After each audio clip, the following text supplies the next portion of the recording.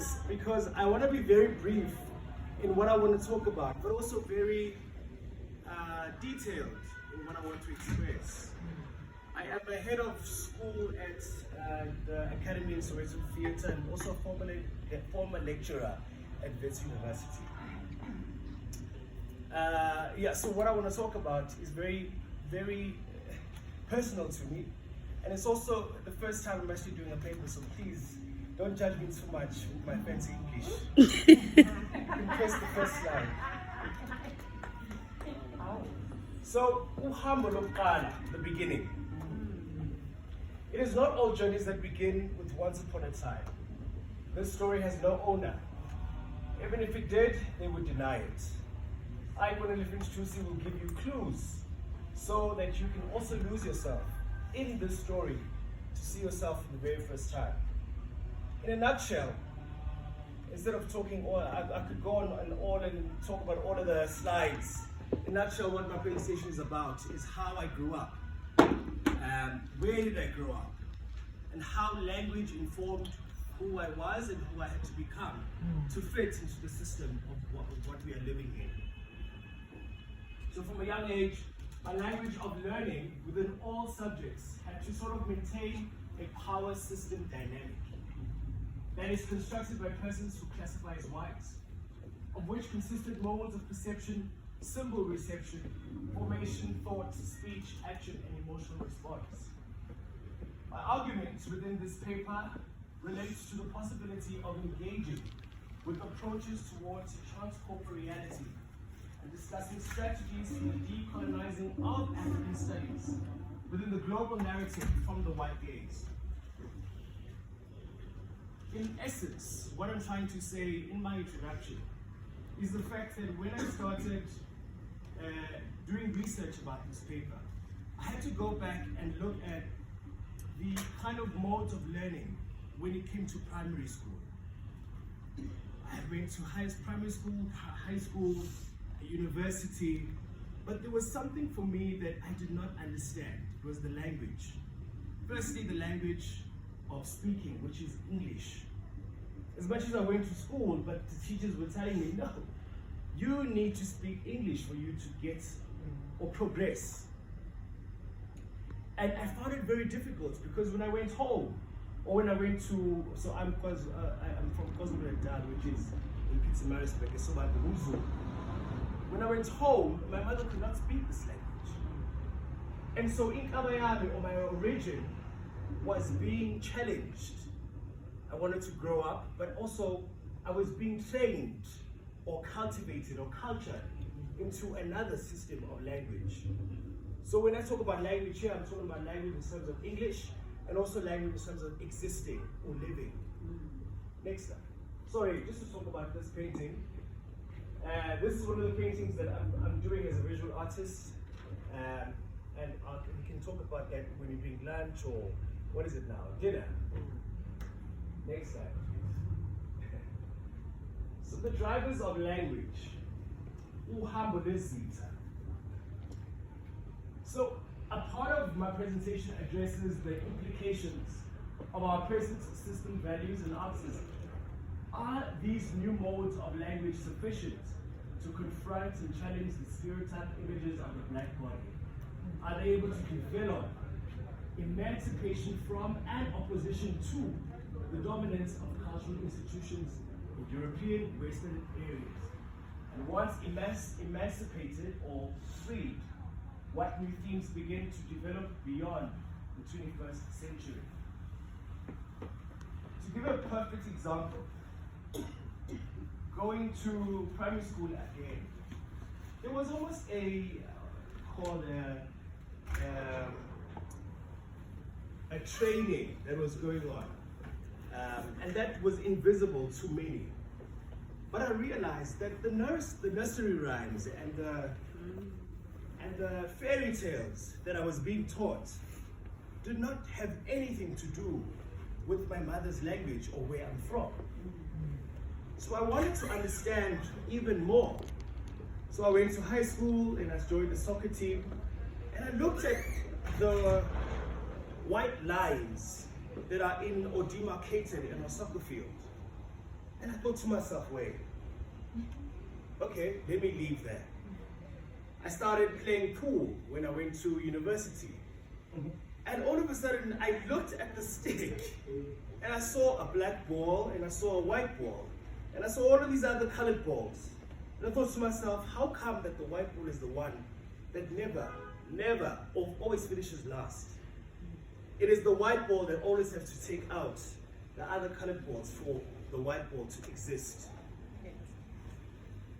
So all of these things for me were still coming in, and I looked at, okay, when I go to a lecture, it's always a white projector. Is it, what's going on? I started driving, and I looked at the demarcating the white light, and told myself, wait, do I have to always stick to these white lines for me to not be out of law?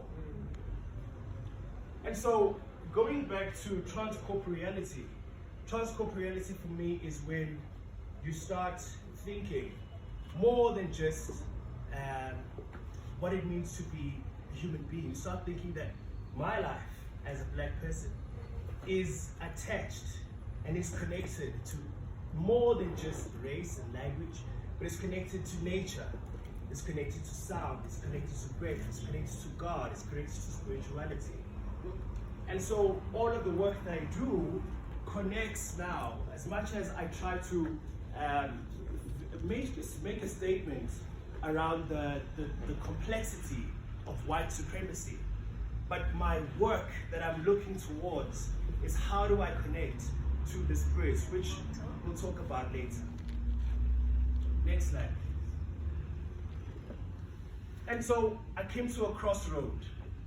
And the crossroad for me was almost like an awakening. The implications, or what are the implications of this problem, or this language problem and its processes, the emergence of resistance, black consciousness, and transcorporeality. And what I didn't mention before is the conflict between classes or war. So the problem with the former control of language from a white minority backfires when the black individual chooses liberation from oppression. So when you start as a black person, for myself, as a black artist, black lecturer, when you start being woke or woken up to the system and the fact that there is white supremacy, even till this day, then you start being the bad person. How? Look at our history.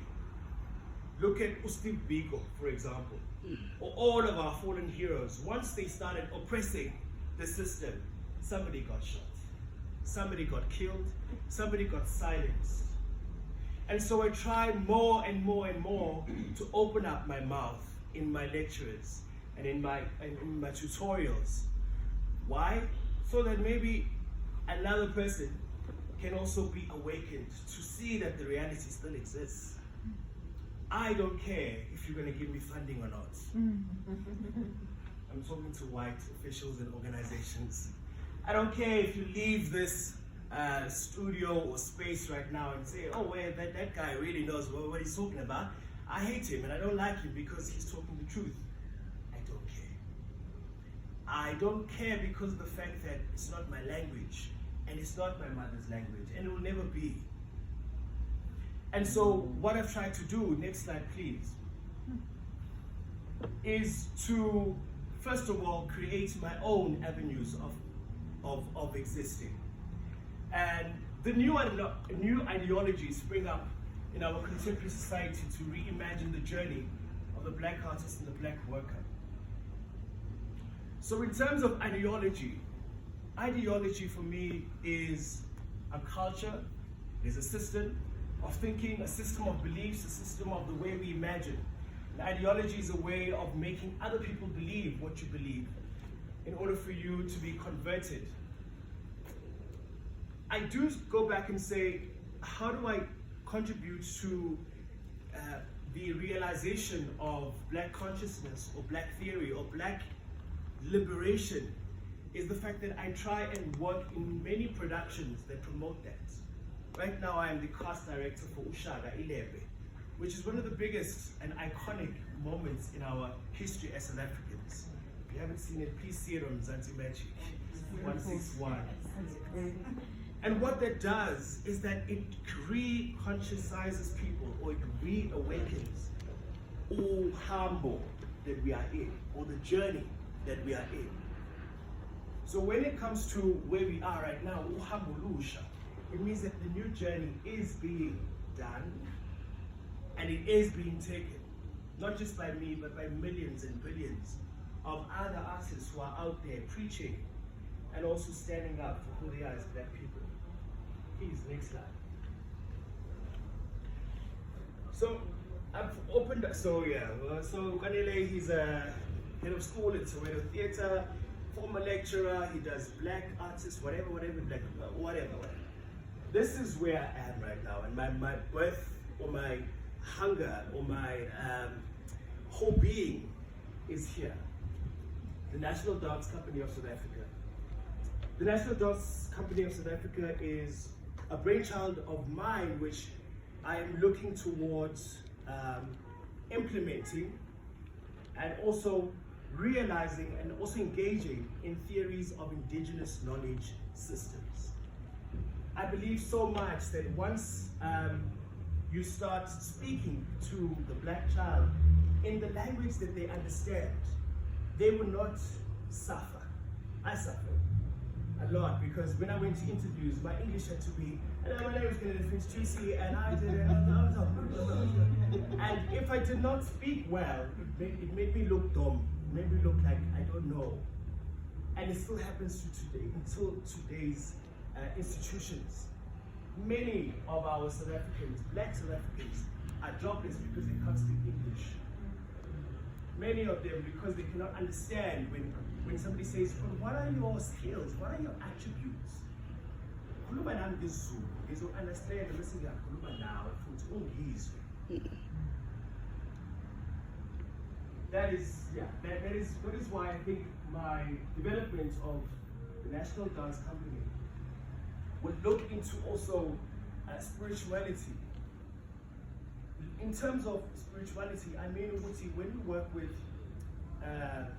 dance and music and art, a lot of the Western ideologies always told me, no, it's the inspiration, it's, you just gotta get into the zone, you've gotta just do some meditation, so that I don't understand all of that.